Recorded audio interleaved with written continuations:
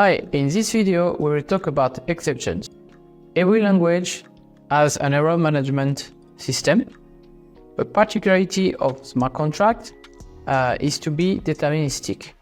Nevertheless, cannot avoid to have some business logic checks, and also you can have some parallel execution errors.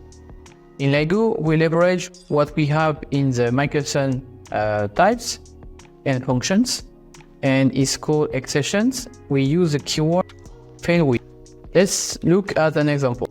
So we see here, for example, that my first condition, if true, will always be raised, and I will call fail with. This is the way I throw except using the keyword fail with. Normally, we use exception to check some precondition before calling a function. So on the first line, you check what you expect, but you can always raise exception at any moment on the code to check whatever business logic you want. You have to understand that in Tezos in general, when you start a transaction on a smart contract, is it will success or it will fail. There is no intermediary state on the, I would say, on kind of a database that is in the middle.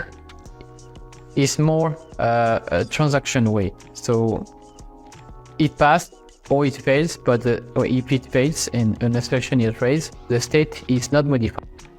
We can use also other function named assertions that raise exception. It's just a way to test a condition, and if it passed, the rest of the code is executed. Otherwise, an exception is raised. It's often used to test preconditions or in the unit test also. So here you see assert takes a condition, okay, to test that returns a boolean. If it's true, we pass to the next line. If it false, it raises an exception. And here, because I use assert with error, I can pass a custom message to return to the end user. Thank you for watching, and see you next time.